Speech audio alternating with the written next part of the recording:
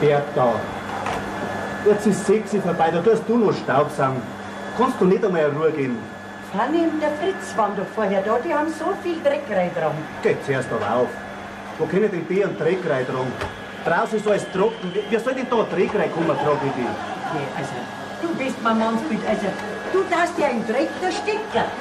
Frau, für mich bist du nicht mehr normal. Da stimmt doch was nicht bei dir. Und in der Früh bis auf die Nacht saugst du umeinander und putzt, wo gar nichts zum Putzen ist. Das ist einfach nicht mehr normal. Jetzt komm hier auf. Du bringst das noch so weit, dass du ihn aus dem Haus treibst.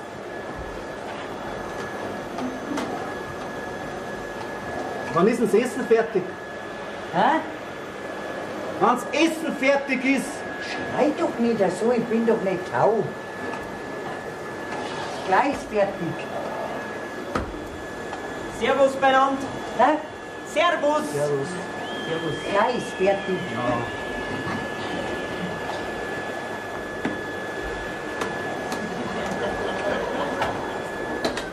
Ende. Mama, vielleicht kapierst du das jetzt einmal, dass die arbeitende Bevölkerung auf Nacht einen Hunger hat. Und jetzt räumst du gescheit deine Maschine auf, weil so wie ich dich kenne, saugst du sowieso schon wieder 3 Stunden. Jetzt lass mich doch fertig Nein, hab ich gesagt, Mama. Aha. Also du, da möchte man seiner Familie ein gemütliches Heim bieten. Jetzt, Mama, bitte sei mir nicht böse, aber das ist doch bei uns nichts Gemütliches mehr. Du nervst uns schon langsam mit deiner ewigen Strahlerfrische. Hau hin! Was? Du hast schon recht, Bub. Was soll denn da noch gemütlich sein bei uns? Es ist also der Dank dafür, dass man sich Tag und Nacht für seine Familie abrackert. Jetzt, Mama, bitte häng eine andere Walze ein. Du, für eine Hausfrau heutzutage braucht sich in einer 4-Zimmer-Wohnung nicht mehr abrackern. Ja, weil du da schon was verstehst davon. Schau, das ist doch bei uns kein Daheim mehr. Du, überall, wo man hinkommt, riecht's wie nach der chirurgischen Abteilung von der Poliklinik. Also das ist ja eine Unverschämtheit, gell? Ja? Bertha, genau so und genau das wollte ich da auch schon ein paar Tage sagen, aber mir sind bloß noch die treffenden Worte eingefallen. Und jetzt rennt den Kasten weg, ich kann ihn nicht mehr sehen. Also so ist es also. Da rackert man sich und schuft sich ab für seine Familie und was kriegst? Keinen Dank. Nein, bleib da reden lassen darfst du noch. Also da wird's ja alles. Endlich ist er ruhig. So weit kommt's noch. Ein Wetterbericht darf ich mir gerade noch anschauen, aber das sehe ich selber, wenn es schon Wetter ist. Und dafür zahlt man seine Gebühren. So, ich verstehe nicht, was mit der Mama los ist. Früher war es doch ganz normal. Aber seit ein paar Jahren da hat's das reinste Staublappentrauma. Von in der Früh bis auf die Nacht rennst du durch die Wohnung, als wie ein wild gewordener Handbesen. Und das auch noch auf die Nacht, wenn ich Fernsehen möchte. Ja, vielleicht ist das so eine Art Ersatzbefriedigung. Hä? Ja, das ist psychologisch bedingt. Weißt Papa, der Mama, der fehlt irgendwas. Okay, was soll denn der Mama fehlen? Die hat doch mich. Eben, Was eben? jetzt, Papa, sei mir nicht böse, aber mit dir verheiratet sein, das ist auch nicht gerade das Gelbe vom Ei. Hä? Ja, das ist alles relativ, verstehst? Das rein prophylaktisch gesehen, würde ich sagen, habe ich das Gefühl, ihr müsst jetzt an eurer Beziehung was ändern. Verstehst mich? Nein. Weißt, ich schaue euch zwei schon lang zu. Aha. Ja. Das hat man davon, wenn man seinen Sohn Psychologie studieren lässt. Ja, logisch. Und deshalb meine ich, eine Ehe ist keine Verbindung mit lebenslanger Kundendienstgarantie. Da muss man immer daran arbeiten. Sag einmal, wo hast denn du die gescheiten Sprüche? Man möchte gerade meinen Wunder, was du für Lebenserfahrung hast. Gell, das ist doch zum Lachen. Und außerdem arbeite ich wirklich nur, da kann keiner was sagen. Mensch, Papa, kapierst denn du gar nichts? Du müsstest dich ein bisschen mehr kümmern um die Mama. Was heißt da kümmern? Ich bin doch immer da. Ja, freilich bist du. Aber das ist ja schon alles. Seit die Mama dich geehelicht hat, verläuft ihr Leben in einer genormten Bahn, das sich zwischen Kinderwagel, Wegglasel, Putzeimer und dem Fernseher eingefahren hat. Du, da haut's einem zwangsläufig einmal den Vogelnass. Tja, aber Bub, das ist doch das Normale.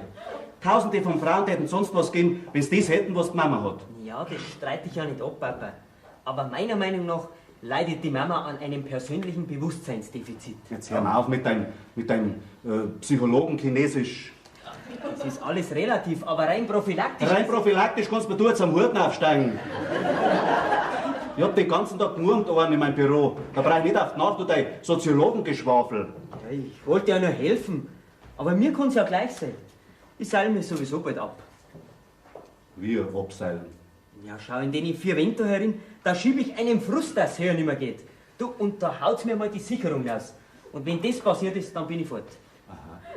Und wo möchte mein Herr Sohn dann hin, wenn man da fragen darf? Das erfasst du schon noch rechtzeitig, wenn es soweit ist. Das ist aber sehr freundlich von dir. Ja, Mama, ein Sauerkraut, das ist echt stark. Okay. Danke.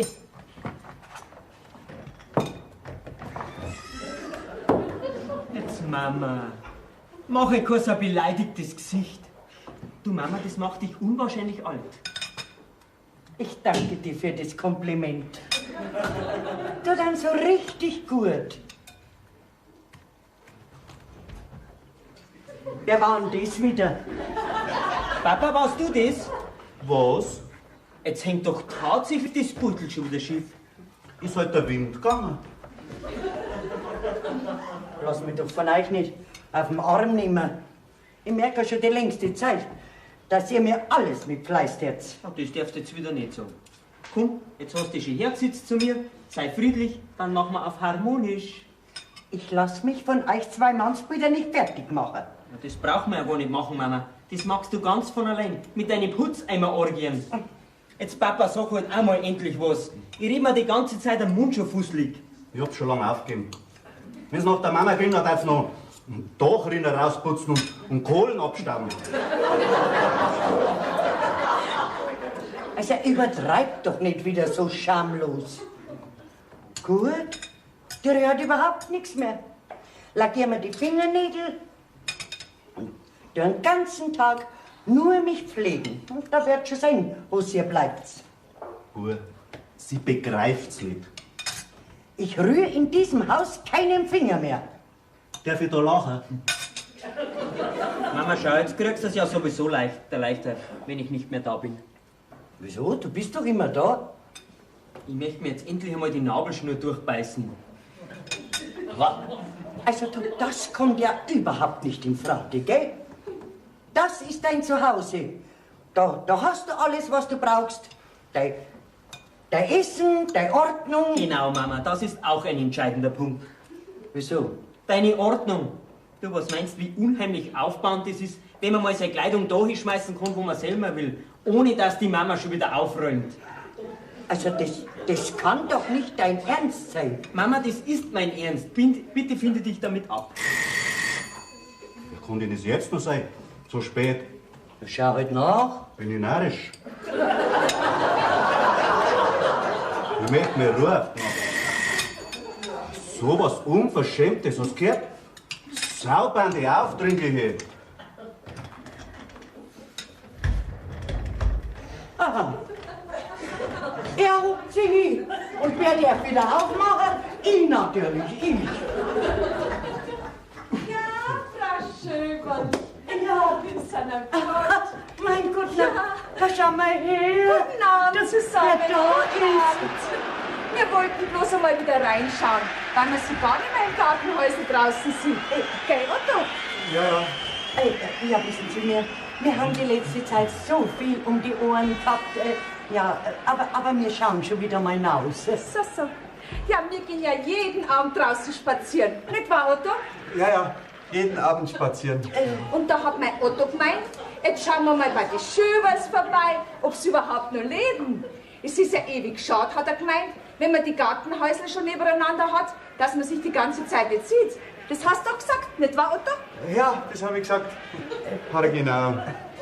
Heinrich, ich hab da letzte Woche schon gesagt, wir müssen wieder mal ins Gartenhaus hinaus. Also es verlottert ja alles, ne? Das sag ich ja. Da könnte sich ja weiß Gott was für Gesindel einnisten. Gell, Otto? Ja, alles mögliche Gesindel einnisten. Du hast recht, für allerlei. Naja, Wir wollten uns ja sowieso nicht sitzen. Gesehen haben wir Sie ja jetzt wieder, gell, Frau Schöberl? Ja. Es war nett, dass Sie vorbeigeschaut haben, gell?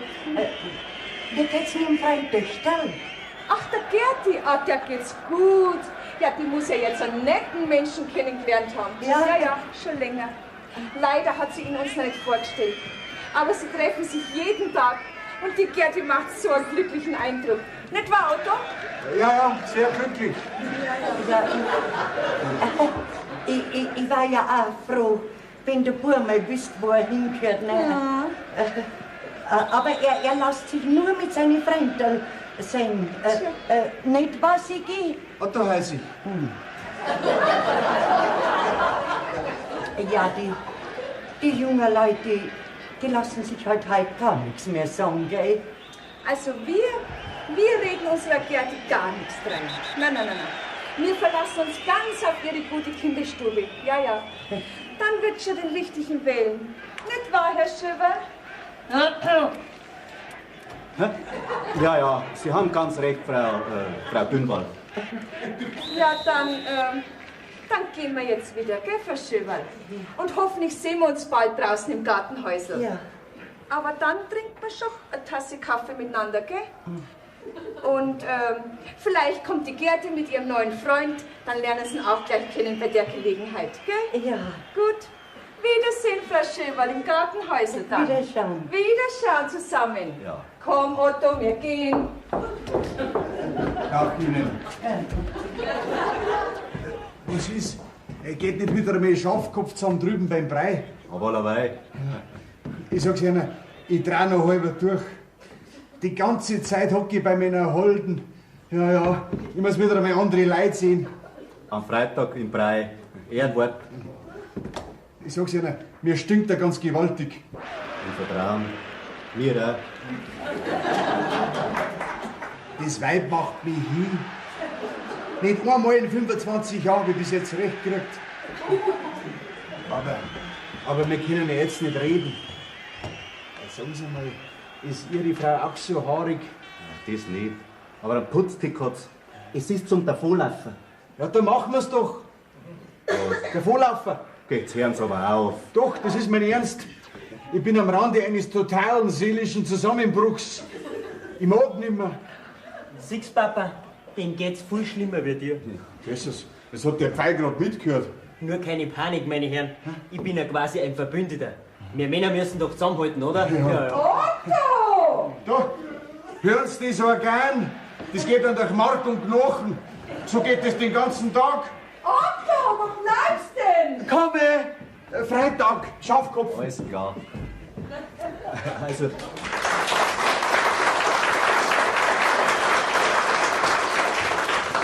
Also, gut, der tut mir leid. Also, ein Beißzang ist man wirklich nicht. Aber so hat halt jeder sein Backerl zum Tragen, da kann man nichts machen.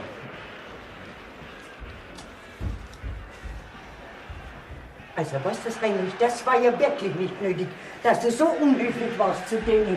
Die hätten bloß nicht kommen brauchen.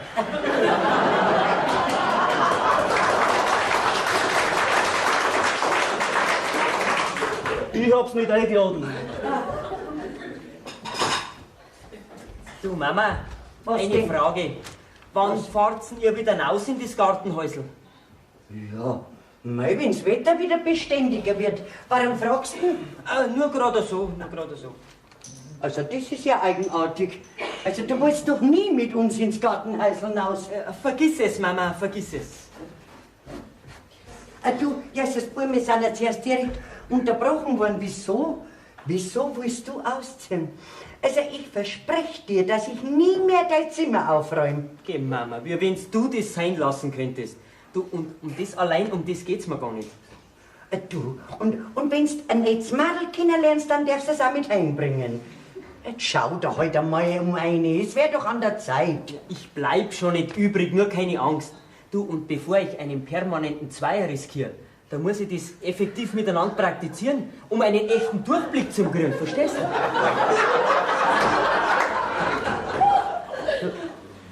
Hast du jetzt verstanden, was der gesagt hat? Dass jetzt die heutige Jugend alles so kompliziert ausdrücken muss. Aber im Klartext stellen wir das so vor. Bevor er also effektiv einen permanenten Zweier riskiert, geht das natürlich nicht bei uns. Da muss er sich ein Buddy suchen. Na, das leicht mal. Ja, Papa, du steigst ja da voll durch. Ja, das hätte ich jetzt gar nicht gedacht von dir. Übrigens, Mama, was tust denn du schon wieder? Was tue ich denn? Sie merkt schon gar nicht mehr, was ich da gesagt habe. Ersatzbefriedigung. Mama, Was nimm denn? den Staublappen und tu die Schürzen runter. Was ist denn? Gar nichts. Was? Und du tust jetzt die Zeitung her. Hat mir Ihnen zuerst der Mundfußli gedreht, was die Mama braucht? Sag mal, spinnst denn du? Tu die Zeitung her. Und mein Schürzel. Schau, der Mama, der bleibt doch schon gar keine andere Beschäftigung mehr, als wir den ganzen Tag den Staublumpen zu schwingen, wenn's du hinter deiner Zeitung sitzt. So, und jetzt geht's einmal hinaus miteinander, ihr zwei. Sag mal, wie haben wir's denn da? Wenn jetzt seit neuestem die Eltern von den Kindern erzogen. Ja, wenn sie's brauchen, dann schon. Pur, lass gut sein. Also, ich hab wirklich noch genügend zu tun. Geh, Mama, bitte, sag mir, was du heute Abend noch zu tun hast. Und jetzt nimm endlich diesen läppischen Turban ab, ich kann ihn nicht mehr sehen. Ihr seid doch alle zwei dran schuld, dass bei uns so geworden ist. Jetzt reicht's mir aber, gell? Ich brauch mir von dir nicht sagen lassen, was ich zu tun und zu lassen hab. Da bist mir du der Lausbenutz groß. So, und jetzt geh hinaus. Aber allein. Mein Gott, Pur, was hast du denn jetzt gemacht? Du kannst doch am Papa keine Vorschriften machen. Mama, das ist doch wahr auch. Euch kann man doch nicht mehr zuschauen. Du den ganzen Tag mit dem Staubfeger von in der Früh bis auf die Nacht. Der Papa wie ein Maulwurf hinter seiner Zeitung und reden tut er kein Wort. Jeder ist mit dem anderen unzufrieden, aber ändern tut doch keiner was von euch zwei. Siehst du, und das ist auch ein Grund, warum ich gehen will. Ja, was hast denn? Wir führen doch ein normales Leben. Ja, wenn das normal ist, Mama, dann schwöre ich dir, dann gehe ich zu die Kapuziner. Also kümmere du dich nicht um uns. Schau du lieber, dass du nicht das Mädel findest. Ja, ich danke dir schon für den guten Rat, aber rein prophylaktisch gesehen, da dir jetzt sagen, kümmer du dich um dich selber und um den Papa, dann hast du genug zu tun. Ja, wo gehst du denn jetzt hin? An die Luft, aber in die andere Richtung wie der Herr Papa.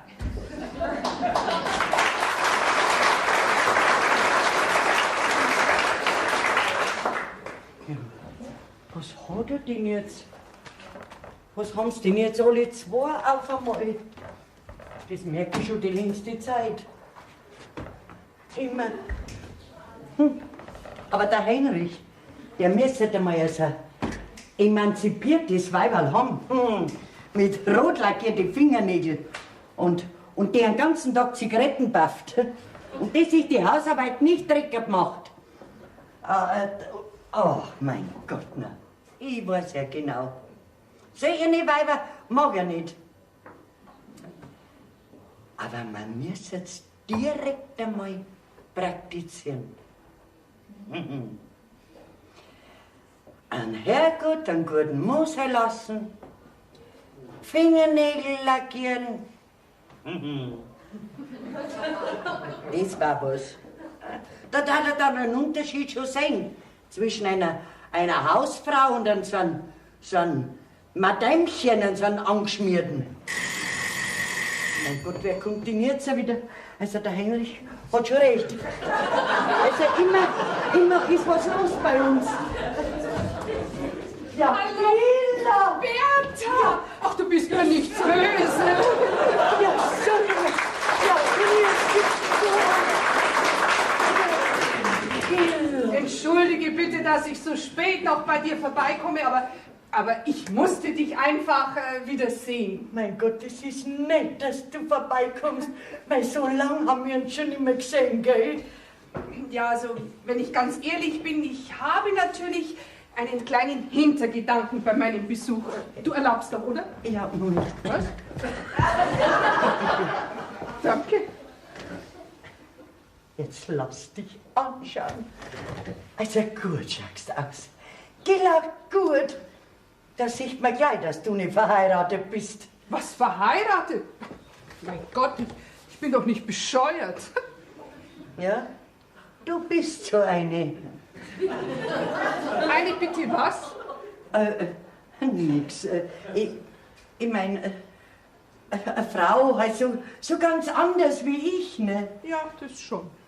Aber jetzt reden wir von was anderem. Wie geht's dir denn immer, hä? Mir? Also Bertha, mir geht es ausgezeichnet. Tja, mir könnte es besser gar nicht gehen. Und du, Hausfrau, immer noch nur Heimchen am Herd? Hm? Ja, mein Gott, na, was bleibt einem denn anders übrig, wenn man verheiratet ist und Kinder großzieht, gell? Bertha, ich bitte dich, so muss es doch wirklich nicht sein. Tja, aber genauso wie du aussiehst, genauso habe ich mir dir vorgestellt, wenn wir telefoniert haben. Ein richtiges Putzmutterl. Oh. Ja, und dann immer noch dein passender Kommentar. Gilla, meine Milch läuft über. Oder Gilla, mein Bügeleisen muss ich ausschalten. Und dabei habe ich dich immer kaum verstanden, weil ständig dein Staubsauger gelaufen ist. Ja, der läuft sehr oft bei mir, weißt du das, weil ich, ja, da bringe ich ja immer einen Dreck rein. Aber Bertha, warum in Gottes Namen magst du denn eigentlich nicht mehr aus dir?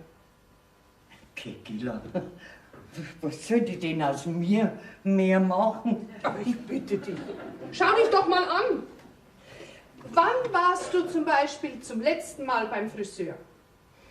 Also ich wasche mir meine Haare immer selber. Ja?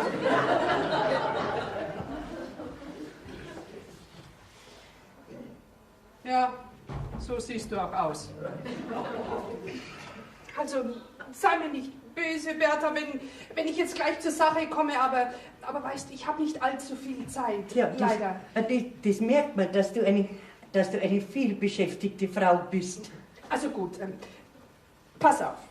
Ich habe vor einem halben Jahr eine Boutique in der Stadt eröffnet. Was du nicht sagst. Bertha, ich sag dir, der Laden läuft einfach irre. Naja, so, nein, natürlich keine so verrückte.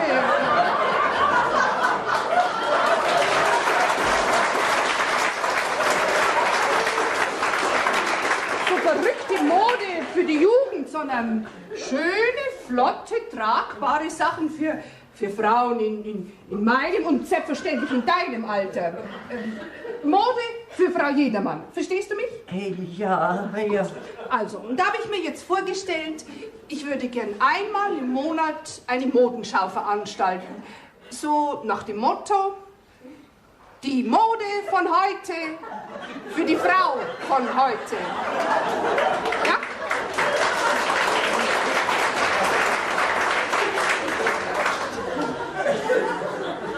Siehst du, Bertha, und bei dieser Gelegenheit bist du mir eingefallen.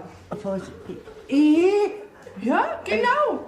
Genau du bist der Typ von Frau, den ich mir vorgestellt habe für meine Modelle. Na, natürlich keine Teenager-Taille, aber die richtige Figur für meine Kollektion. Ja, ich meine schöne, flotte, tragbare Mode. Sag mal, was rennst du denn eigentlich immer hinter mir her? Ja, es könnte Zigaretten am Aschen. Was? Frau Saubermann aus Leidenschaft, das ist doch nicht zu fassen. Also entschuldige bitte, so siehst du auch aus. Mein Gott, Gilla, bin ich wirklich schon so schlimm? Nein, du bist doch viel schlimmer. Rennt die mit dem Aschenbecher hinter mir her. Also Bertha, sei mir nicht böse, aber du bist wirklich nicht normal. Also das hat der Sigi und der Heinrich zuerst auch gesagt. Was? Dass ich nicht normal bin. Das kann ich mir vorstellen. Ja, und ich glaube, wenn das so weitergeht, dann glaube ich schon bald selber. Du, das letzte Mal, wie ich beim Doktor war, dann habe ich mit meinem Schal, da ist er hinausgegangen aus dem Sprechzimmer, habe ich mit meinem Schal seinen Schreibtisch abgestaubt. Und das Bild grad Kind. Und dabei hat er mich erwischt. Und? Was hat er gesagt? Wenn's schlimmer wird, soll ich zum Psychiater. Das kann ich mir vorstellen. Aber da weiß ich was viel Besseres. Also Bertha, falls du es vorher noch nicht verstanden haben solltest, ich brauche ein Mannequin. Ja, dann such dir halt eins. Ich habe schon eins, nämlich dich. Was, mich? Geh jetzt erst aber aufgelegt, ich bin doch alles andere als ein Manneke. Liebe Bertha, ich brauche ein reifes Mannequin, eine Frau in deinem Alter und mit deiner Figur. Ja, und alles andere, was du noch nicht kannst, das werde ich dir schon beibringen. Na, das geht nicht. Um Gottes Willen, was soll denn da der Sigi sagen? Und erst der Heinrich, mein Mann. Der Heinrich, der darf mir auf Knien danken, wenn ich dich ein bisschen aufmöble. Du siehst wirklich aus wie eine Seufzerbrücke. Bertha, bitte tu mir einen Gefallen. Nimm um Gottes Namen endlich dieses Monster von Schürze ab. Sag mal, rennst du denn den ganzen Tag mit diesem Ding rum? Freilich, da könnte das Gewand dreckig werden. Das gewahr. Bertha. Ja? Bertha, ich nehme dich am besten gleich mit. Was? Mit wohin, um Gottes Willen? Ja, zu mir, in meine Boutique in die Stadt. Na, das geht nicht, das ist ausgeschlossen. Bertha, ich habe jetzt wirklich nicht die Zeit, dass ich mich mit dir auf lange Diskussionen einlasse. Fragen, die du noch hast, werde ich dir gerne unterwegs beantworten. Aber du packst jetzt zunächst mal ein paar Sachen zusammen. Nein, das geht nicht. Ich kann doch meine Familie nicht im Stich lassen. Bertha, jetzt hör auf. Oder macht vielleicht ein Sigi noch in die Windeln. Also, du brauchst keinen Psychiater, sondern du brauchst mich. Und dann wirst du wieder vollkommen normal. Ja, aber... Kein Wenn und kein Aber. Bei mir kannst du wenigstens den Dampf deiner Ehejahre etwas ablassen. Mein Gott, glaubst du machst mich ganz konfus mit deinen gescheiten Sprüchen. Wo hast denn die gelernt? Bertha, lenk mir jetzt bitte nicht vom Thema ab. Außerdem schadet es deinen beiden verwöhnten Herren bestimmt nicht, wenn sie mal ein paar Tage alleine sein müssen. Also, Bertha, Kopf hoch. Ich mache aus dir wieder einen Menschen. Und vor allen Dingen eine Frau. Also jetzt Kopf hoch und pack das Nötigste zusammen. Viel brauchst du ja wirklich nicht von deinem alten Zeug. Und du meinst, ich kann das? Ich verspreche es dir, du wirst es lernen. Und jetzt hol deine Tasche. Mein Gott, glaubst du machst mich ganz konfus? Du lässt mir nicht einmal Zeit zum Überlegen. Nein, es ist auch gut so. Gott sei Dank. Das wäre geschafft. Ist auch allerhöchste Eisenbahn geworden, dass das alte Mädchen hier mal rauskommt. Setz dich. Ach, ein Besuch. Ja, grüß Gott. Grüß Gott. Sie sind sicher der Heinrich. Und ich bin die Gilla, eine Freundin von der Bertha. Freundin ist gut. Da haben Sie wohl gerade mit der Schultüten angefangen, wie mein Bertha rausgekommen ist. Wissen Sie, Herr Schöberl, der Altersunterschied spielt bei unserer Freundschaft überhaupt keine Rolle. Aber was eine Rolle spielt, ist, dass Ihre Frau hier versauert. Und darum haben Sie sicher nichts dagegen, wenn ich Sie in ein paar Tage entführe. Hä? Wohin? Ganz einfach. Zu mir, in meine Boutique in die Stadt. Wie? Höre ich das alles richtig? In einer Boutique? Ja. Also, sie, da kauft meine Frau wirklich nichts. Also, in einer Boutique, da passt meine Bertha gerade so rein, als wie ein Maikäfer am Nordpol. Ah, nein, also, nein. Sie werden Ihr blaues Wunder.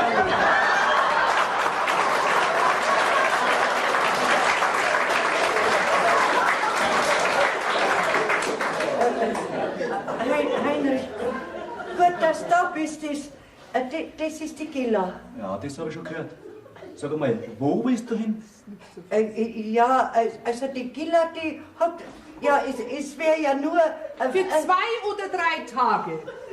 Ja, und was soll das Ganze? Das ist es so, Bertha, komm mir auf. Lass mich reden. Du gackerst ja als wie ein Huhn beim Eierlegen. Also, Herr Schüber, Ich habe Ihre Frau zu mir in die Boutique als Mannequin engagiert. Natürlich für ein entsprechendes Honorar. Was? Als Mann? Das ist ja das Höchste.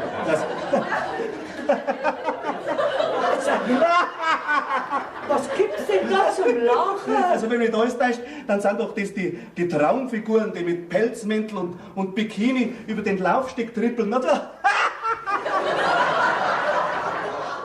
Mein Bertha in einem Bikini. Also du, da brauchst du überhaupt nicht lachen, gell? Wenn die Gila sagt, ich kann das, dann kann ich das. Richtig. Und da warten sie ausgerechnet auf dich. Auf die Schömerl-Bertha meinst du? Also jetzt hat er Lachen auf der Was ist denn? Ja, was ist denn da los? Ein Heiterkeitsausbruch vom Papa. Da muss ja was Besonderes Ja, passiert das sein. ist er. Stell dir vor, Mama wird ein Mannequin. Was sagst du? Sag mal, liebe Bertha, wie lange willst du dir eigentlich das höhnische Gelächter deines Mannes noch anhören? Also nicht mehr lang, verlass dich drauf. Ja, was ist denn los? Ich käme noch nicht aus. Also, jetzt sage ich es zum 4., aber bestimmt zum allerletzten Mal. Ich habe Ihre liebe Frau Mutter als Mannequin in meine Boutique engagiert. Ihr wollt's mich doch nicht auf den Arm nehmen. Davon hat meine Mama so viel Ahnung wie eine oberbayerische Milchkuh vom Geigenspielen.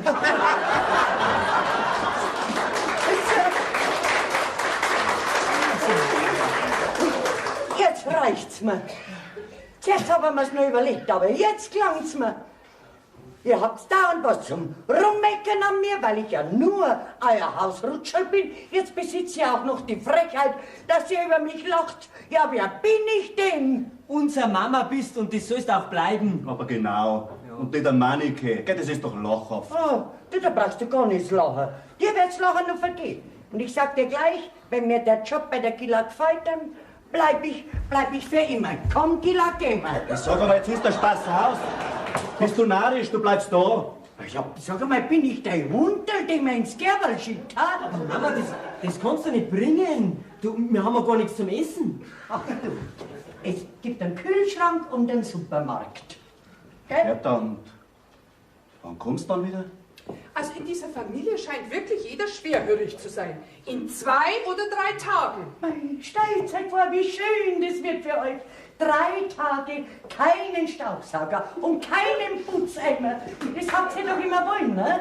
Also, wenn du gehst, dann geh ja. Und zwar zu meiner Schwester. Ich will meine Ordnung. Was nicht sagst. Ein schöner Gruß. Also, bitte, du, und zieh die anständig an und tu die frisieren. Nicht, dass du immer ausschaust, als wird durch den Kamin gezogen. Komm, Gila, geh mal.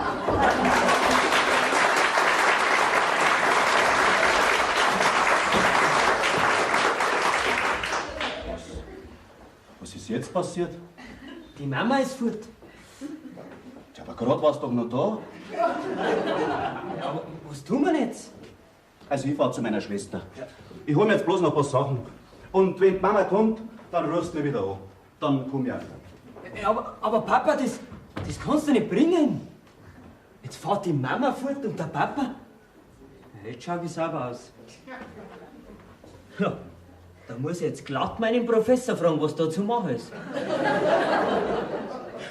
Also rein prophylaktisch gesehen, da die jetzt sagen, bin ich quasi der einzig Überlebende einer ausgewachsenen Palastrevolution. So. Ich bin jetzt auch fertig. Ich geh jetzt. Logisch. Ich hätte jetzt bald vergessen. Aber das könnt ihr euch doch denken, dass ich nicht allein da bleib. Wo der Papa fort ist und die Mama. Was tue ich denn da noch da? Geht's halt in Gottes Namen heim. Also servus, pfiat euch. Jetzt kommt doch tatsächlich noch wer daher. Moment, ich komm gleich. Ja, Opa! Ja, Grüß dich gut! grüß dich gut.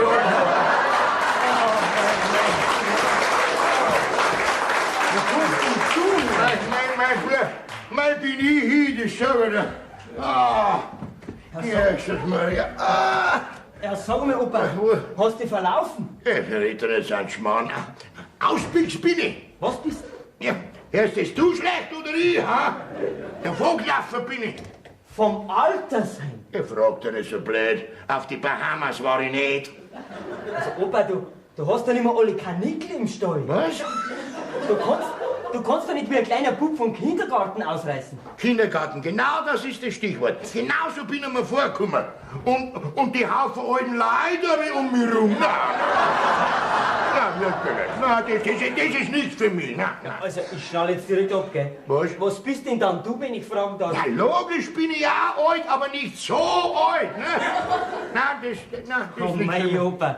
Nein, Bruder, da bringst du mich nicht mehr nicht. Das sag ich dir, das steht schon mal fest. Naja, jetzt bleibst du mal auf jeden Fall da, aber was tue ich denn mit dir? Gar nicht, ich bleib jetzt einmal da. Aber ich warte auf Mama. Du, da kannst lang warten. Die Mama ist auf einem immensen Trip. Was ist denn das? Die Mama ist auch ausgebüxt, aber von uns, von zu Hause. Ja, Aha, so schaut's aus. habt ihr sie so geärgert? Aha. Wo ist denn der Papa? Der Papa, der ist bei der Tante Clara. So ist recht. Und wir haben's ausgesetzt. Hilflos, allein. Hungrig, ohne was zum Essen. Ja, bis auf ein paar Würstel, aber die habe ich schon verdruckt. So? Ja. Das sind ja sauber nicht zuständig. Da war es eine höchste Zeit, dass ich gekommen bin, dass ich mich um die kümmern kann. Ne? Logisch, das Gefühl habe ich schon langsam auch. Ja. Aber weißt du, bist der letzte Heuler. Okay, keine Beleidigung, bitte, gell? Ich freue mich unbandig, dass du da bist, Opa. Ja. Und weißt du, bist mir schon arg abgegangen die letzte Zeit. Du mir auch, Bub. Ihr seid mir alle abgegangen. Weißt du, Bub, das Altwerden ist nicht schön. Nein. Weißt du, ich will nicht sagen, dass das heimlich erstklassig geführt ist, da wo ich war, aber mir hat auch gar nichts gefällt. Bloß ihr. Verstehst du mich? Ja, freilich verstehe ich dich. Ja. Und schau, ich war am Anfang gleich dagegen, dass du ins Altersheim gehst. Aber du weißt ja, der Platz. Ja. Naja, aber auf jeden Fall bleibst du jetzt einmal da. Ja, sowieso. Jetzt hätte ich mal einen Kohldampf. Gut, ich schau in die Küche aus, ob ich was finde. Bleibst du sitzen da oben, gell? Sie, musst du nicht mal davor lassen.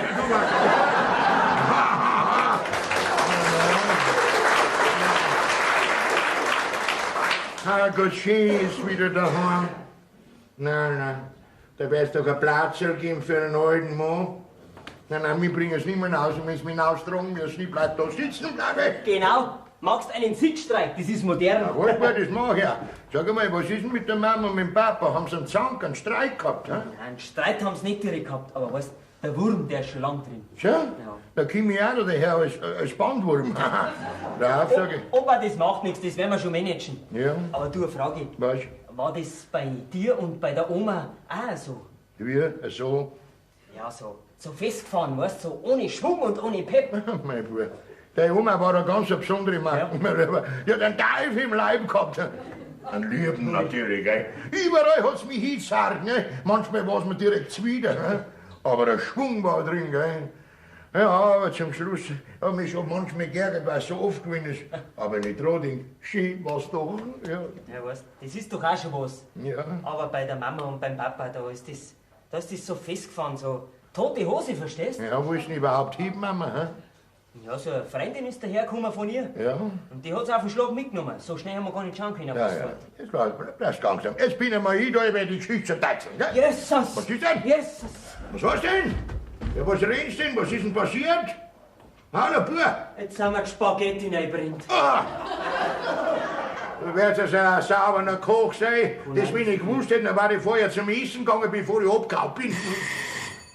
Das ist jetzt bestimmt die Mama. Ja, weiß ja. Du, die wenn im Verhau in der Küche sitzt, ist Ja. voll in Action. Ich komm gleich wieder. Ja, macht nichts. Ja. Ja, grüß dich, Schneckerl. Wo kommst denn du Ja, her? du bist schon gut. Wir haben uns doch verabredet. Jesus, das habe ich jetzt glatt vergessen. Weißt, mir ist was dazwischen gekommen. Dazwischen kommen. So.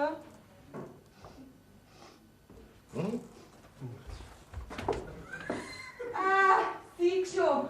Dringende Aufräumungsarbeiten. Nein, schau da, der Opa ist mir dazwischen gekommen. Ja, ja. Frisch aus dem Altersheim. Aber gestatten Sie, gnädiges Fräulein, schön, wann Sie nicht hören. Ja, Opa. Was denn? Du hast ja direkt Manieren. Ja, ich weiß schon. Das ist aber nett, Herr Schüberl, dass ich Sie kennenlernen. Ja, gell? Netten Opa hast du, ja. Logisch, bei so einem Enkel. Das wäre ein sauber Schneckerl, da wärst du mal nicht langweilig. Und dieselben Eigel hat's wie deine Oma, selig. Ja, wenn's das du sagst, dann ist der voll schon geritzt. Was flüstert's denn jetzt so? Habt ihr Geheimnisse? Haben wir nicht, nein. Weißt, wir haben uns jetzt gerade so unterhalten, ob das eine Unverschämtheit wäre, wenn wir dich in unser häusliches Küchenhaus einbeziehen dürfen. Ich weiß schon gut, da fang ich halt dabei Nein, an. komm, Herr Schöberl, das ist doch keine Männerarbeit. Nee. Ich mag's schon. Gut. Da ist alles dran. Innenleben, Rahmenbau, praktische Veranlagung und denselben Eigel wie die Oma. Ja. Ja, sag einmal, Sigi, wie hast denn den Verhau in nur 3 Tagen geschafft? Das muss erst mal einer zusammenbringen. Weißt, das war gar nicht so schwer. Ja. Aber du Schneckerl, jetzt schaust du mal aus, ob du von den Spaghetti noch was retten kannst. Du, wir zweimal haben einen Mordskohl da. Ja. Na, ich schau mal, was noch zu machen ist. Ja, ist schon recht. Opa, was sagst du? Weißt du? Sie tut gerade so wie eine in langen Ehejahren weise gewordene Frau. Ja. Fällt's dir? Ja, ganz gut, drück zu. Lass nicht mehr raus. Ich lass gar nicht mehr aus. Na, Heiratshalt, dafür gibt's Standesämter und Pfarrer. Nein, weißt du, das mit dem Heiraten, das ist alles so endgültig, weißt du? Ja. Ich möchte jetzt zuerst einmal hinaus von daheim. Schön. So, dass ich mir endlich tun und lassen kann, was ich will. Aber die Mama, die macht einen Kopfstand. Ja. Ja, aber ich hätte ja eine prima Idee, aber sie gern abendschwarz. Schön. Herrschaft ist das Leben kompliziert. Ja, besonders in deinem Alter. Da ist es ganz besonders kompliziert. Sag mal, kannst du überhaupt sorgen für den Schnickerl? Ja? Jetzt, wo ich studiere, ist schon ein bisschen problematisch. Ja. Ich habe zwar Jobs mit Nachhilfestunden, aber weißt du selber. Ja, das lass uns mal nachdenken. Also gesetzt im Fall, ich gehe nicht mehr zurück ins Altersheim, was bereits feststeht, dann kannst du die 2000 Mark, die ich fürs Altersheim bezahlen musst, die kannst du noch dir geben, war das nix? Ja. Opa, du bist eine Wucht. Ja. Das ist ja die Lösung überhaupt. Okay. Also, rein prophylaktisch gesehen, da dir gesagt, Ja. du hast uns gerade noch gefehlt, gell? Du kriegst mein Zimmer und ich deine 2000 Mark.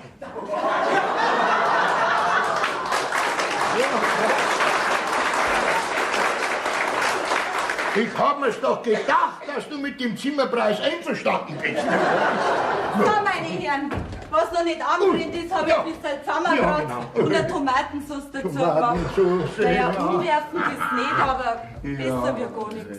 Also, Schneckerl, ich sag das, du bist einsame Spitze, gell? Ja. Also, wenn wir jetzt die nicht hätten, wäre mein Opa glatt verhungert, gell? Alter Sprichmacher, du, das Geschirr musst noch abtrocknen. Ja, also, ich muss dann wieder gehen. Du kommst nachher. Freilich komme ich, aber viel Zeit habe ich heute nicht. Okay, grad heut. Jetzt sei halt nicht so fad. Das sagst du jeden Abend gerade heute. Ja, weil halt jeder Abend noch schöner ist mit dir. Ihr braucht's nicht flüstern, ich bin auf dem Ohr fast blind. Wir sind schon fertig, Herr Schöberl. Ja. Also dann, für gut. Ich hoffe, dass wir uns bald wiedersehen. Wieder schauen, Paul ins Nickel. 20 Jahre wenn ich war, hätte er überhaupt keine Chance. Ja. Du, Opa, gell, du kommst gleich wieder ins Altersheim, gell? Ja. Also komm, geh mal. Naja. Nein, die Eigeln wird Oma selig. Da ist ein guter Hin, die passt zu ihm. Ja, bitte.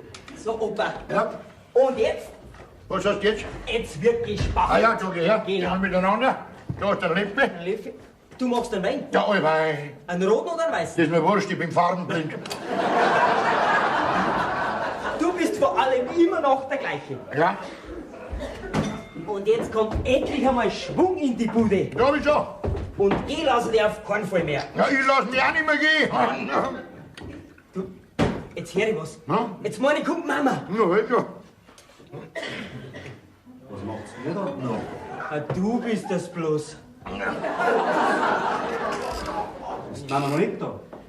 Na, aber der Opa ist da, schau. Das sehe ich selber.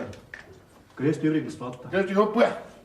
Nicht, dass du uns wieder einmal besuchst. Ja, das ist ja nett von mir.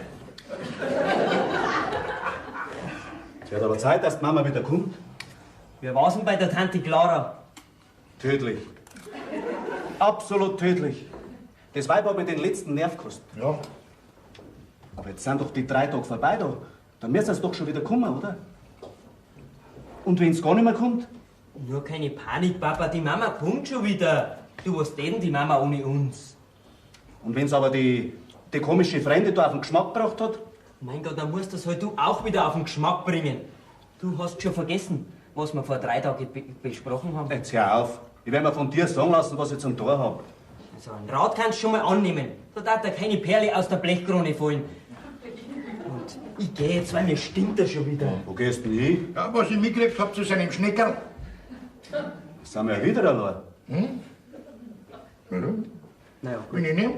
Naja, das ist dran. also servus benannt. Opa, pass gut auf ihn. Der kommt mir heute seelisch demoliert vor. So? Genau.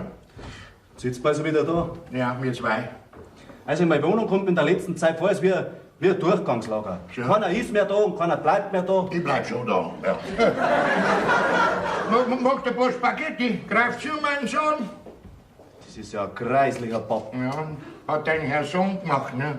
Da fehlt halt die Hausfrau, ne?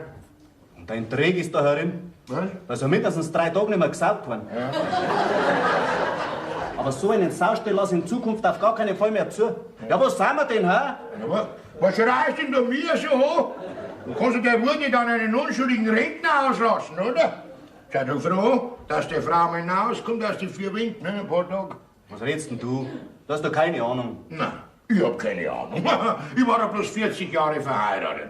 Aber zu meiner Zeit ist es schon an einem selber gelegen, was man aus der Geschichte immer Ehement macht. Jetzt hör nur auf. Sag mir du auch noch, was ich zum Tor hab, ist schon recht. Ja. Die Bertha hat alles. Die Bertha kriegt alles. Was willst du denn noch mehr? Aber nein, als Mannequin muss man umeinander tänzeln. Der Vorläufer muss man aus dem trauten Kreis seiner Familie. Ja, das soll vorkommen. Ich bin auch davon gelaufen. Hä? Fort bin ich. Ausbüchst. Von wo? Von wo frage ich nicht? Vom Altersheim, ne? Du bist schon gut. Wo doch das so viel Geld kostet. Ja, eben, das ist auch ein Grund. Das Geld kannst du oder der Sigi viel besser brauchen, Mann, ne? Ja, und wo möchtest du nachher bleiben? Vorläufig einmal da, ne? Also, du gefällst mir schon. Okay. Da rennt man jahrelang umeinander, dass man in dem besten Alter sein von der Stadt einen Platz kriegt und dann rennt er davon. Ah, ja. Das schönste Zimmer ausgekriegt. Was? Südlage, Balkon. Okay. Ja, ich weiß, das Zimmer war wunderschön. Aber ich brauche keine Südlage und ich brauche keinen Balkon. Mir gelangt ein ganz kleines Kammerl, wenn es im Norden ist. Nicht einmal eine Sonne braucht man, ist schöner. Wenn es bloß bei euch ist. Ja, was tun wir denn da? Wir haben doch bloß noch das Zimmer vom Sigi und da ist im Moment immer noch selber drin. Und außerdem muss das immer noch die Bertha entscheiden. Wenn es aber nicht bald kommt, dann holen wir es.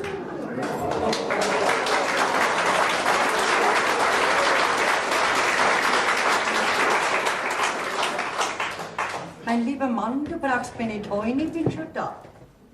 Bertha, Ja, bist du schon lange da? ja, du gerade im Moment bin ich reingekommen.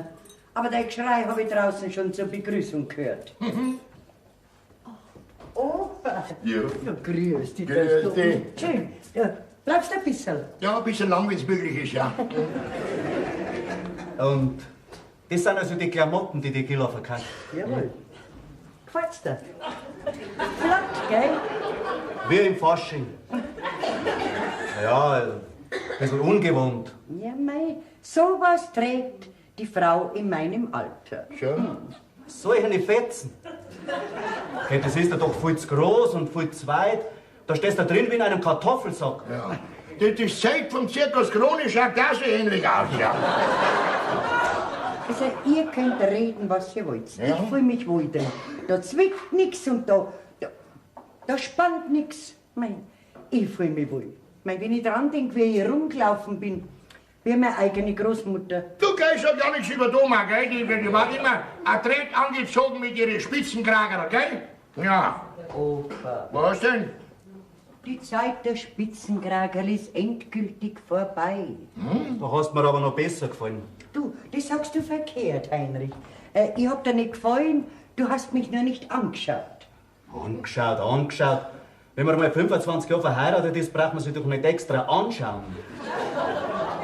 Doch, Also ich sehe zum Beispiel, dass du ausschaust wie durch einen Mülleimer gezogen.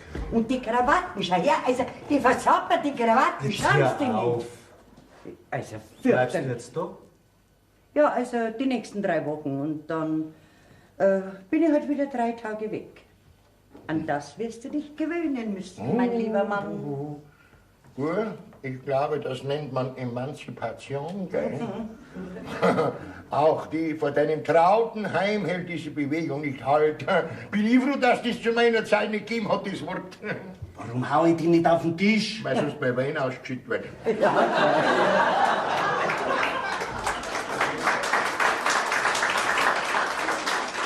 Was isst ihr denn da? Spaghetti, 3-mal überkocht und 4-mal reinbrennt, ja. Hat der Herr Sohn gemacht. Besonders einladend schaut dir das nicht aus. Ja, mei. Aber es macht nichts. Ab morgen koche ich wieder, ne? Wärst gewiss gleich in deine Küche wollen, gell? Moment, ich hol dir dein Schürzel. Da draußen schaut's aus. Also in einem Bombentrichter ist direkt gemütlich dagegen. Schau. Das hat Zeit bis morgen. Ja, mach deinen Mund wieder zu, das mache ich morgen. Aber magst du dich wenigstens ausziehen? Ich mein, umziehen. Du bist ja so elegant, du. Schaust aus, als wenn du gar nicht reingehören lässt. Nimm doch das Schürzel, damit ich merke, dass du wieder daheim bist. Merkst du es sonst nicht? Bertha. Das waren die längsten 3 Tage in meinem Leben. Und zu welcher Entscheidung bist du gekommen? Dass wir scheinbar alle 2 was falsch gemacht haben.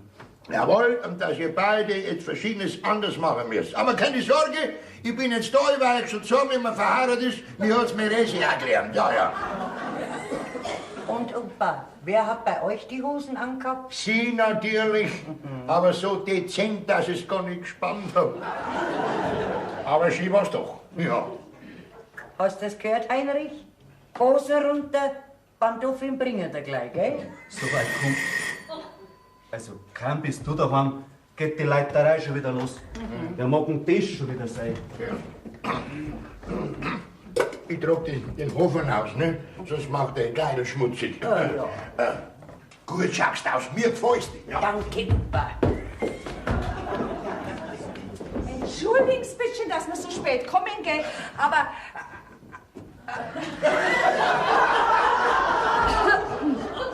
Ja, aber was wolltet ihr jetzt eigentlich sagen? Guten Abend. Ja, freilich, guten Abend zusammen. Guten Abend. Guten Abend. Waren Sie verreist, Frau Schöberl? Ja, für ein paar Tage. Gerade im Moment bin ich gekommen. So, was denn so? Ja, Otto, was wollte ich denn jetzt eigentlich sagen? So red halt auch einmal. Ja, ich wollte ja nicht kommen, aber meine Frau wollte... Jetzt halt dein Mund, ich weiß schon. Ah, Sie sind bestimmt der Opa. Ja. Hab ich's mir doch gleich gedacht. Also ich habe jetzt unbedingt herkommen müssen. Ich habe mich dermaßen aufgeregt, dass ich es niemandem sagen kann. Gell, Otto? sagen kann. Jetzt bin ich aber schon neugierig. Ist denn was passiert? Das kann durchaus möglich sein. Nicht wahr, Otto? Durchaus, oder auch nicht. Waren Sie an den letzten Abenden in Ihrem Gartenhäusl draußen? Na, also ich gewiss nicht. Aha. Und Sie? Ich war bei meiner Schwester. Und Sie? Ich bin gerade frisch entlassen worden. Siehst du das, Otto? Habe ich doch recht gehabt mit meiner Vermutung, dass da was nicht stimmt. Sie müssen nämlich wissen, wir waren jeden Abend draußen. Und da ist mir einiges aufgefallen, was mich stutzig gemacht hat. Nicht wahr, Otto? Jawohl, das hat meine Frau stutzig gemacht. Ja. Was ist Ihnen denn aufgefallen? Erstens einmal war Ihr Gartentür gestern nur angelehnt, wo Sie es doch immer absperren, oder nicht? Und zweitens habe ich durch den geschlossenen Fensterladen einen Lichtschimmer gesehen. Nicht wahr, Otto? Jawohl, ein Lichtschimmer. Ja, Heinrich, dann wäre er bei uns eingebrochen worden. So ist es, Frau Schöberl. Ja, sagen Sie mal, haben denn Sie heute die Nachrichten noch nicht gehört? Da haben Sie doch was durchgebracht von einem geplanten Terroranschlag in unserer Stadt. Also ich verstehe Sie nicht, Frau Schöberl, dass Sie sowas nicht hören. Also ich habe gewiss nichts gehört. Freilich. Wenn man verreisen muss, statt dass man daheim bleibt, gell? Dann muss einem ja sowas Wichtiges entgehen. Also, dass es kurz sagt, die Polizei vermutet, dass in unserer Gegend ein terroristischer Mörder sich befindet. Oder mehrere. Und die operieren, so soll es heißen, höchstwahrscheinlich von einer konspirativen Unterkunft aus. Na, geht Ihnen da kein Licht auf? Na. Aber bei mir hat's geschnackelt. Nicht wahr, Otto? Jawohl, bei meiner Frau hat's geschnackelt. Ja, das glaube ich. Auf jeden Fall haben wir jeden Abend einen Lichtschimmer gesehen. Wissen Sie, wie von so flackernden Kerzen. Logisch, das sind ja Geheimzusammenkünfte. Und was soll ich Ihnen sagen? Wie ich mich dann an das Häusl rangeschlichen habe ich sogar Stimmen vernommen. Ein Weiberleid war auch dabei. Ich kann Ihnen sagen, die Weiber heutzutage sind krimineller wie die Mannsbilder. Nicht wahr, Otto? Noch krimineller. Auf alle Fälle waren das flüsternde Stimmen. Na, ist das nicht äußerst verdächtig? Ja, was sagst du dazu, Heinrich? Ja, das stellt sich gewiss als ganz harmlos raus. Harmlos? Wenn sich in unserer Gegend Terroristen befinden? Na, also ich kann Ihnen sagen, ich bin's tot erschrocken. Otto, habe ich gesagt? Hat's gesagt? Otto, die Terroristen haben sich da eingenistet. Die operieren von einem harmlosen Gartenhäusl aus und die Bevölkerung ist ahnungslos, dass demnächst alles in die Luft fliegt. Aber ich bin ihnen auf die Spur gekommen. Habe ich das nicht gesagt, Otto? Genau das hast du gesagt. Otto, habe ich gesagt? Hat's gesagt. Otto, wir schleichen uns jetzt ganz heimlich fort, dass ja nichts merken. Und dann sind wir gleich zu Ihnen herkommen. Ja, Sie müssen raus. Sie müssen irgendwas unternehmen. Ja, am Ende werden Sie noch verdächtig, dass Sie den Mörder Unterschlupf gewährt haben. Ja, und dann sind Sie ja noch dran. Nicht wahr, Otto? Auch noch dran. Und vielleicht, ich will mir was sagen, vielleicht ist es ein Liebespaar, das ein paar Stunden seine Ruhe haben will, ne? Also, das wäre ja äußerst schamlos, wäre das. Nein. Das sind schon diese terroristischen Mörder. Ja, ihr müsst hinaus. Ja, die können morgen schon über alle Berge sein. Und Täler. Ha. Ja, und um jeden Verdacht zu verwischen, zünden sie am Ende ihr Gartenhäusl an. Ha, da kennen die nix. Nicht wahr, Otto? Da kennen die nix. Ja, da gehen wir halt morgen raus. Das wird gewiss ein harmloser Gammler sein. Also, Ihre Ruhe möchte ich haben, Herr Schieberl. Also, wenn Sie die Polizei nicht anrufen, dann tu's ich.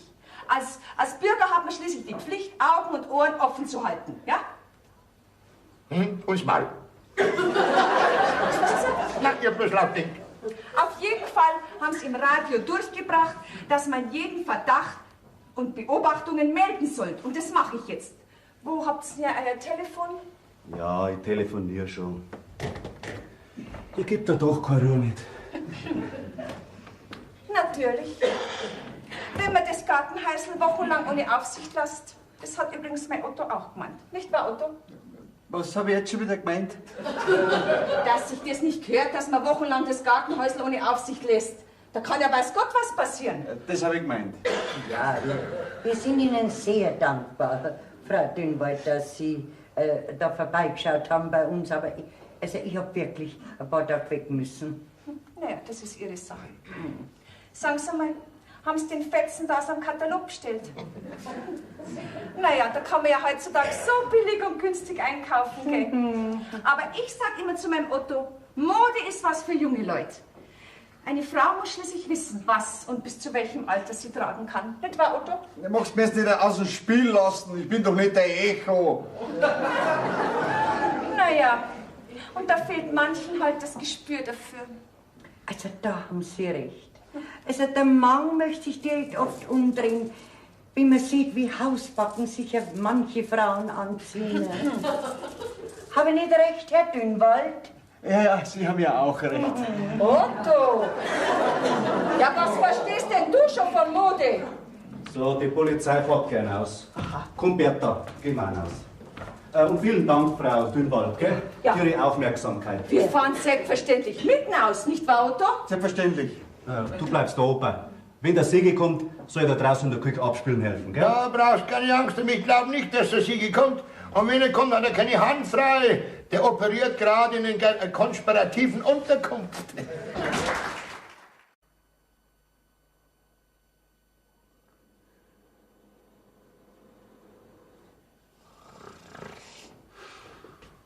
Ist scheinbar keiner daheim. Komm, Schneckerl. Halt, ein Licht. Ja, ich geh nicht ins Auto sein, nein, ich geh nicht mehr rein. Halt mal. Opa, wir sind's. Jetzt haben wir ihn so erschreckt. Wo schleichst du dir so rein? Es wird zwar Einbrecher, ha? Du, Opa, das ist jetzt schon saublöd. Was meinst du, was passiert ist? Das kann ich mir schon denken, so viel Fantasie habe ich immer noch. Du, wir zwei, wir sitzen gerade im Gartenhäusl und diskutieren. Ja, sagt man jetzt diskutieren? Wir haben schon ehrlich diskutiert, gell? Ja. Du fahrt nicht tatsächlich ein Polizeiauto vor. Mit Martinshorn und Blaulicht und halte genau vom Gartenhäusl an. Ja, weiter, fahre fort. Du, ich hab mein Schneckerl backen, dann sind wir raus beim Fenster. Ja, dabei habe ich mir meinen Rock zerrissen. Dann kannst du dir diesen Polizeiapparat vor einem harmlosen Gartenhäusl vorstellen. Freilich, ihr zwei seid doch Terroristen in einer konspirativen Unterkunft. Habt ihr das schon nicht gewusst, ha? Du, das kommt bloß von meiner Mama stammen. Siehst du es mal, du hast es genau erraten, ja. Aber was machen wir denn jetzt? Ja, aber was findet denn die Polizei oder die Eltern im Gartenhäusl? Nix. Nix, das ist schon mal was, ne? Jesus, mein Jackerl. Hast du das liegen lassen? Ja. Ja, das ist jetzt auch schon wurscht. Ja. Es wird sowieso reiner Tisch gemacht. Jawohl, sehr richtig. Jetzt darfst du nicht aufregen. Ich bin immer noch da, ja? Bis jetzt bin immer noch ich der Patriarch dieser Familie. Und wenn ich mal Grante werden sage, es ist eine Ruhe, dann ist eine Ruhe, das darfst du mir glauben. Opa, du wirst mir's nicht glauben, aber ich glaub das. Ja, also. Ja, aber jetzt verschwindest du mit Entwarnung und kommt dann nur Ruhe für euch wieder, ne? Rein prophylaktisch gesehen, dass ich jetzt Du hast gar nicht, du sollst jetzt verschwinden. Na gleich, komm mal so drauf, so. Geh mal in die Küche, da kann man hinten aus. Jawohl, geht's hinten auf. Ja, sowas. Ist was, ja? So ein Rausbuch. Was? Von wegen Freund. Stell dir vor, geschossen haben's. Wenn jetzt die Jungen im Gartenhäusl drin gewesen wären. Nein, ich begreif's nicht. Was begreifst nicht, du Depp? Glaub ich's aber. War doch das Jackerl unserer Gerti im Häusl. Da ist doch alles sonnenklar. Oh, regen Sie doch nicht auf. Wie Sie jung waren, haben Sie bestimmt auch einmal beim Rendezvous das Jackerl ausgezogen, oder? Oh, also das ist doch... Naja, ich hab's ja gleich gesagt, das ist ein Liebespaar in einer konspirativen Unterkunft, ne? Schämen muss man sich vor die Leute. Ja, Sie haben doch Polizei holen müssen. Mit Martin daheim sind sie angekommen, dass ja die ganze Nachbarschaft zusammenläuft. Der Meinung bin ich auch. Otto! So, jetzt ist soweit. Was? Jetzt halt's dein Backen, gell?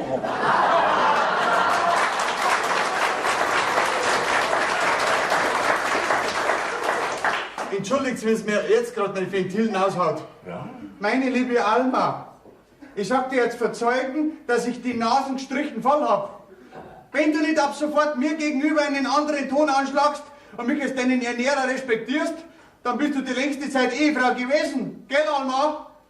Aha. Hast du schon einmal das Wort Scheidung gehört? Aber... Psst, Ruhe, hab ich gesagt. Wenn ich in Zukunft sage, das wird so gemacht, dann wird's auch so gemacht. Gell, Alma? Ja, Otto. Aha, mein Lieber. Und wenn ich zum Schafkopfen gehen will, dann versteckst du mir jetzt sämtliche Schuhe im Kohlenkeller, dass ich mit die Baldoffe gehen muss. Und die größte Frechheit kommt noch dazu, ich muss selber putzen. Oh, die Kohlen? Die Schuhe. Jetzt weißt du Bescheid. Ja, Otto. Haben wir noch was? Ja, Sigi und der Schneckerl. Genau. Und wenn unser Gerti den Sigi mag, dann habe ich da nichts dagegen. Dann hast du nichts zum Dazwischenfegen. Aber Otto... Kein Aber, gell? Und in Zukunft bist du mir ein liebes, ein geduldiges, ein fürsorgliches Weiberl, liest mir jeden Wunsch von den Augen ab und lass den Lästermaul nicht immer spazieren gehen. Hast du gesehen, was dabei rauskommt? Also weißt, Otto, mich so zu blamieren vor fremde Leute. Brav, sag ich. Wollen Sie eine Tasse Kaffee, Frau Denwald?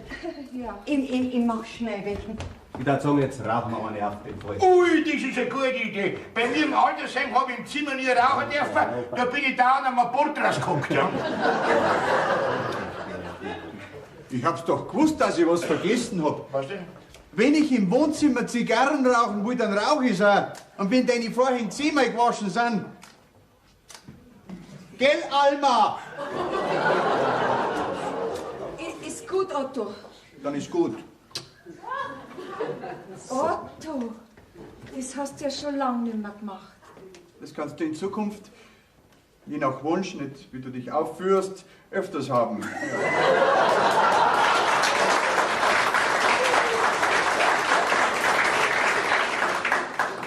Mengen Sie ein Glas Wein? Einen roten oder einen weißen? Mir ist wurscht, ich bin farbenblind. Der Kaffee, der läuft schon durch.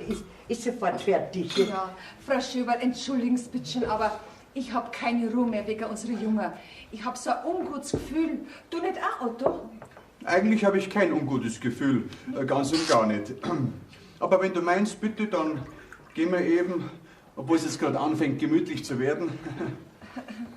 Ja, schauen Sie halt später noch einmal vorbei, Frau Dünn, weil mich würde ja auch interessieren, was mit dem Burm ist. Die zwei, die trauen sich ja nirgend mehr hin. Wissen Sie was, Frau Schöberl? Wir fahren jetzt noch mal heim und dann zum Gartenhäuseln aus. Da schauen wir nachher noch mal nach. Also, Otto... Kommst du, Otto? Selbstverständlich. So, ja. Ottolein, kommst du? Na, was habe ich gesagt? Wie nett sie sein kann. Ja? Ich sag's ja, so ein Anpfiff wirkt Wunder. Ja. Weißt du?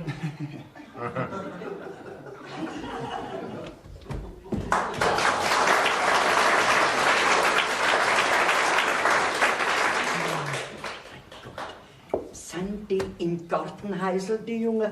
Was sagst du da du dazu, Heinrich? Ich sag gar nichts mehr. Ich sag nur noch, dass ich einen Hunger hab. Komm, geh mit raus in die Küche, mach da was. Das weißt du also schon noch, wo deine Küche ist. Geh, was soll denn das? Opa, magst du auch was zu essen? Ich hab flüssige Nahrung, da schau her. Ja, also. Aber nicht zu viel, gell, Opa? Nein, nein. Sonst kriegen wir Schwierigkeiten mit dem Altersheim. Ja, ja. Altersheim wundert mich überhaupt, dass ich denen noch nicht abgegangen bin. Die müssen ja schon lang spannen, dass ich nicht mehr da bin. Bei einem Wirbelsturm am Rio Grande Ja. sind 2 Tacobuden zusammengebrochen. Ja, Die zum Teil völlig betrunkenen Gäste wurden nach einer Stunde unverletzt geborgen. da schau her. Und jetzt bitten wir noch um Ihre Aufmerksamkeit für eine dringende Suchmeldung aus dem Raum Grünwald. Ja. Aus dem dortigen Seniorenheim wird seit den frühen Morgenstunden der 68-jährige Alois Schöberl vermisst. Der Mann hat das Heim ohne jede Angabe seines Verbleibes verlassen und ist seitdem nicht mehr gesehen worden. Was? Ein Unfall wird nicht ausgeschlossen. Die Beschreibung des Vermissten. Er ist von untersetzter Statur, Ja. hat graues, schütteres Haar Ja. und ist bekleidet mit einer grauen Hose, dunklem Sakko, dezent gestreiftem Hemd Ja. und blauer Krawatte. Hab ich nicht dran? Er trägt schwarze Schuhe. Ja. Sachdienliche Hinweise an jede Polizeidienststelle. Und jetzt noch ein Hinweis zur allgemeinen Verkehrslage. Um Gottes Willen, um Gottes Willen, die schwören mich. So ist recht, um Gottes Willen, die Polizei ist hinter mir her. Oh, das war bestimmt diese alte Eule, diese Heimleiterin, mit ihrer Brüne auf ihre Zinken drin. Die hab ich sowieso nie leiden können. Die soll doch froh sein, dass ich fort bin. Ja, was die Uri denn das Suchen mit Polizei kommt, ja, wenn ich bloß ein Loch hätte, wo ich mich rein verstecken kann. Gott, Jesus, das sind schon. Oh, das kommt Polizei und holt mich. Und ich mach mich mit zurück in das Altersheim. Ja, was die Uri denn bloß am Garten sind. Opa, Was denn? sei so gut und mach du auf. Wir sind gerade beim Essen. Bleiben Sie für meine Henkel und Tür aufmachen. Was ist denn los? Ja, was wird los sein? Glitten hat, hast du das nicht gehört? Ja, Das ist bloß der Siege, ist bloß, ja. Mama, lass dir erklären. Na, halt, jetzt kommt erst einmal ich dran. Du, sag einmal, Opa, hast du schon auf die Uhr geschaut? Du müsstest doch schon längst wieder im Heim Wir sein. müssen schon, aber wollen tue ich nicht mögen. Opa, jetzt musst du das ausspucken. Ja, also, wer da, bitte, setz dich bitte in aller Ruhe dahin. Komm, trink ein Glas und ein Schluckerl von meinem Wein. Schau da. Nicht aufregen. Sieh ich doch gern. Ich bin ausgebrochen. Was bist du? Fort, dahin, weg, ganz für ganz weg. Arrivederci, für die Gott, Servus, Arrivederci. Verstehst du das, Heinrich? Was gibt's denn da nicht zum Verstehen? Ja, aber jetzt ist die Polizei hinter mir her, gell? Ja, und dann suchen mich, die wollen mich wieder einkasteln, ja. Ja, hast du was angestellt? Opa, so interessant ist das auch nicht, wenn einmal ein alter Mann aus dem Altersheim da voll Was? Da pass mal auf, gerade im Fernsehen ist gerade die Suchmeldung durchgegangen. Und die Suchmeldung, die passt genau auf mich. Die Polizei ist hinter mir her, die wollen mich wieder einkasteln, jawohl. Und ich mag nicht mehr rein, ne? Also, Opa, was machst denn du für Geschichten? Das habe ich ihm auch schon gesagt, aber er hat seinen Dickkopf auf. Ja, ich bin ganz einfach zu ernähren. Ja, Also, das Ding wir. Opa, jetzt bleibst vorerst einmal da. Morgen geh ins Altersheim und auf Polizei, dann werden wir die Sache schon klären. Dann passiert mir nichts. Nein, dir passiert schon nichts. Na, dann darf ich da bleiben. Ja, freilich darfst du da bleiben. Was? Und wegen einem Platz für dich dann, da findet man auch eine Lösung. Ganz bestimmt, gell, Opa? Ja, juhu, ist dieser frei? Ja. Es ist soweit. Ob dir das jetzt schon wieder sei? Das ist doch fürchterlich. Also, sag einmal, was fällt dir ein, dich im Gartenhäusl mit der zu treffen? Nein, jetzt lass doch halt einmal erklären. Das Das kommt eine Reingärtig, wir reißen den Kopf schon nicht runter. Guten Abend, Frau Schöberl. Ich hab mich nicht reingetraut. Entschuldigen Sie bitte schön. Ja, ist ja gut. Also, obwohl mir... Jetzt red ich mal, gell? Dass ihr gleich Bescheid wisst. Ich bin in alles eingeweiht. Die Schneckerl und der Siege, die gehören zusammen und ich will keine Streiterei mehr hören und keine Widerrede. Und jetzt liege ich mir eine Stunde nieder, weil der Wein und die Flucht, die haben mich ganz fertig gemacht. Gute Nacht miteinander. Hab ich ja nicht. Jetzt Schneckerl, jetzt sitzt ihr mal her da. Komm, auf geht's. Mein Gott, nein, so geil. Ein Tag ist das heute, ein Tag reißt der aus. Jetzt haben wir gleich 2 Ausreißer. Ihr könnt denn sowas machen? Also weißt Mama, du brauchst von uns nicht reden. Du, wer ist denn zuerst ausgerissen, hä? Aber genau, Ja. Also du bist ruhig. Auf dich bin ich stinksauer, gell? ich bin auch sauer. Du, übrigens Mama, ich bin noch gar nicht dazugekommen. Du schaust ja wahnsinnig gut aus. Du hast den Durchbruch geschafft. Bei dir hat's klingelt. Mein Sohn, da kriegst du von mir extra ein Lob. Jetzt mach kein so ein beleidigtes Gesicht. Du, wir haben jetzt andere Sorgen, die Jungen. Sagt mal, warum habt ihr denn nicht geredet mit uns? Also, die Heimlichtuerei mit dem Gartenhäusl, die wäre wirklich nicht nötig gewesen. Naja, Sie wissen doch, Frau Schöberl, meine Mama. Ja, jetzt ist doch die Sache ausgestanden. Also rein prophylaktisch gesehen würde ich jetzt sagen, kann man doch heute abends noch Verlobung feiern, oder nicht? Ja. Gell? Ein Tempo habt ihr drauf. Ja, gut. Na, was ist? Heinrich, bist aufgelegt zum Feiern, ha? Von mir aus feiert, was wollt's. Gut. Der Papa will unbedingt den Beleidigten spielen. Gut soll er. Und du holst jetzt eine Flasche Sekt raus vom Ja, Keller. ist schon recht. Oh, es hat geläutet. Ja, ja, du, das werden bestimmt deine Eltern sein. Du, keine Angst, du hast jetzt einen Mann und Beschützer an deiner Seite. Ja, ist denn das laust ja nicht wieder, glaubst du das noch? Ja, Gerti, Kind! Also sag einmal, Halt, hallo! überall haben wir dich gesucht, dass du uns das antust. Jetzt habe ich ein Wörtchen mitzureden, ich habe das Asylrecht, gell? Die Gerdi und der Schneckerl und der Siege, die kennen alle, die kennen zusammen, die Schneckeln sind zusammen, die kennen beieinander und jetzt will nichts mehr hören, als ich für Arme durch, gell? Lausdirndl, mit der Polizei muss man sie ausfindig machen, also weißt. Ja, wo Sie doch gemeint haben, ihr seid eine terroristische Gesellschaft in einer konspirativen Unterkunft, was? Du Schneckerl, du, da können wir unsere Kinder und Enkelkinder noch erzählen, was wir für ein kriminelles Vorleben gehabt haben. Ich hol jetzt den Sekt. Ja. Bringst gleich einen Stuhl von der Küche. Ja. Für deinen Schwiegervater. Sekt? Wieso Sekt? Was wird denn da gefeiert, bitteschön? Verlobung, wenn's da recht ist. Ich und der Sigi, wir haben uns nämlich gern. So. Otto, was sagst du dazu? Macht's es gut, ihr zwei.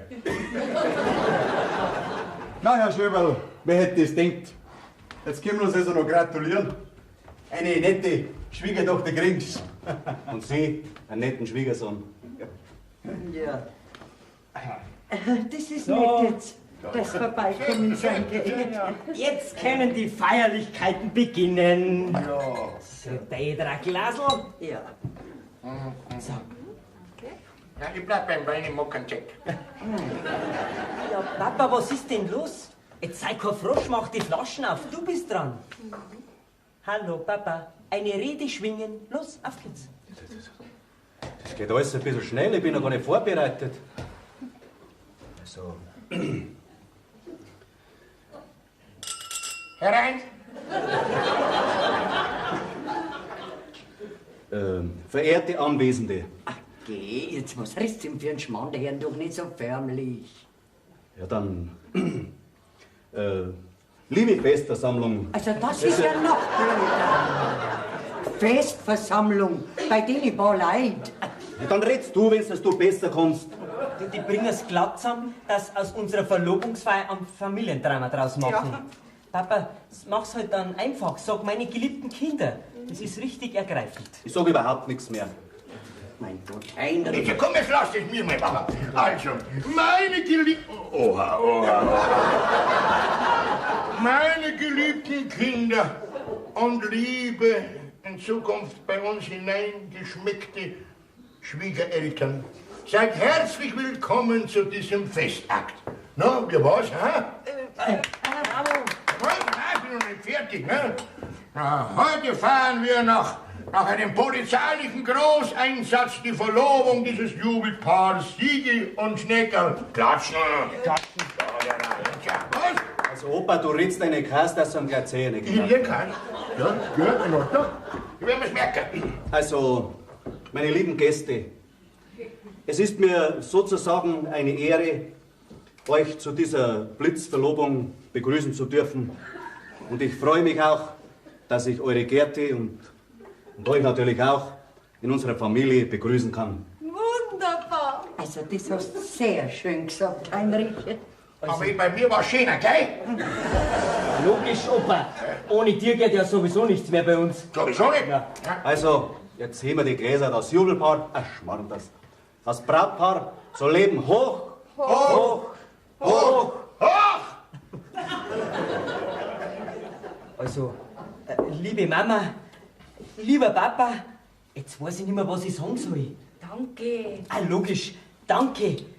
Es freut mich natürlich unbandig und mein Schneckerl natürlich auch, dass das Ganze quasi mit einem Knalleffekt so reibungslos oder fast reibungslos dank meiner Schwiegermutter geklappt hat.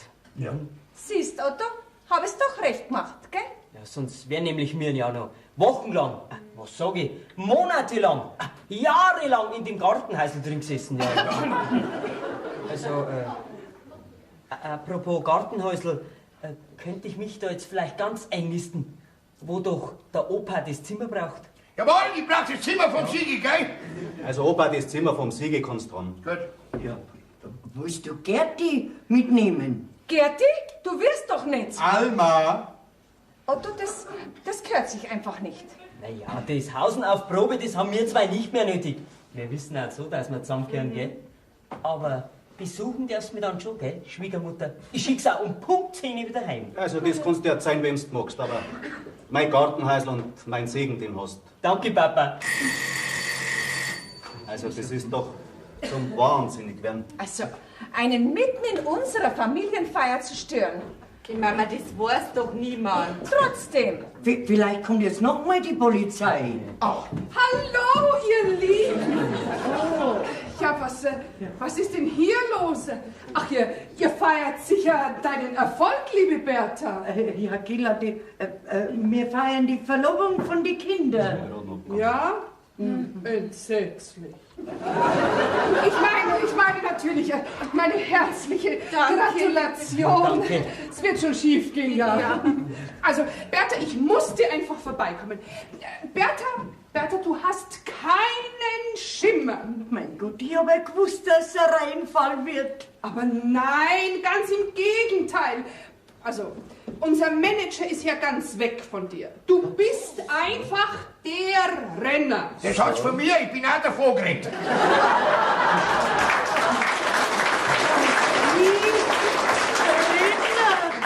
Du, Schneckerl, stell dir vor, meine Mama wird noch Staumaniker bei der Modewoche. Ja. Mein liebes Hausmütterchen Bertha, jetzt wirf einmal bitte einen Blick darauf. Ja, Herr Schöberl, Sie dürfen ruhig auch reinschauen. Das ist nämlich ein vorläufiger Vertrag für 5 Jahre. Ist meine Frau dann 5 Jahre nicht daheim? Also Bertha, das unterschreibst du auf gar keinen Fall. Aber Herr Schöberl, nein, einmal im Monat muss Ihre Frau ein paar Tage abkömmlich sein, aber das steht alles genau im Vertrag, ja. Und außerdem für eine nicht sagenhafte Summe. Alma, das geht dich nichts an, gell? Und dich auch nicht, Schwiegervater. Und, ja, tatsächlich, ja Mama, da kannst ja du eine Pfunds Mitgift springen lassen. Jetzt schauen wir da und die Hochzeitsreise zahlst du mit links. Ja, jetzt hat die Bombe eingeschlagen bei der Familie Schöberl, gell? Also, bitteschön, steck deinen Vertrag gut ein. Ja. Ach ja, und darauf können wir ja jetzt wohl trinken. Prost, liebe Bertha. Ja, mein Gott, ich kann's noch gar nicht glauben. Also vor 3 Tagen war ich nur eine ganz einfache Hausfrau. Da warst du mir auch noch lieber. Herein. Also, verehrte Festversammelte, sonstige Angehörige, alles mal herhören. Unsere Mama ist aus ihrer bedrückenden Enge ihrer 4-Zimmer-Sozialwohnung aufgerückt zu einer Venus der Haute Couture. Und hiermit begießen wir die erfolgreiche Heilung unserer Mama von ihrem jahrelangen Staublattentrauma. Unsere Mama, sie lebe hoch! Hoch! Hoch!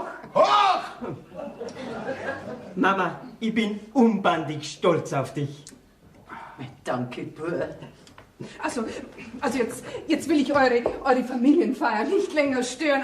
Liebe Bertha, ich rufe dich dann wieder an, ja? Ja. Also dann, tschüss, ihr Lieben. Tschüss. Ja.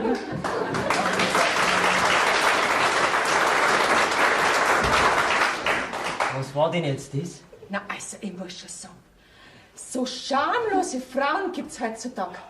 Hast du diese aufdackelte Schnepfen gesehen, ha? Na, also, ich muss sagen, ich bin sprachlos. Das wäre schön. Jetzt bleibt eigentlich nur noch eins zum Sagen. Papa, wie lange möchtest du jetzt noch mit so einem grantigen Gesicht am Tisch sitzen, an meinem Verlobungstag? Du, wenn du das noch länger magst, bin ich wirklich sauer. Ja. Jetzt bitte, steh auf und freu dich auch. Ich bleib sitzen und freu mich nicht. Ich freu mich, wenn's mir passt und nicht, wenn's dir passt. Und wann ist das, wenn's dich freust? Das werden wir dann schon sehen.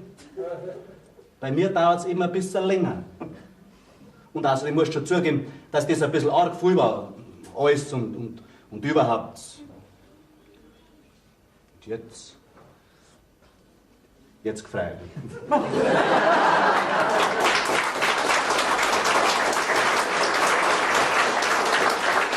Man muss ihm einfach alles erwarten können. Komm her, mein Immanzl, mein Liebs. Gerti, komm her, kriegst du auch einen Bussel. Otto. Bleib sitzen. Also, rein prophylaktisch gesehen, würde ich jetzt sagen, hat sich schon ein bisschen rentiert, dass ihr da bleiben seid. Oder nicht? Ja.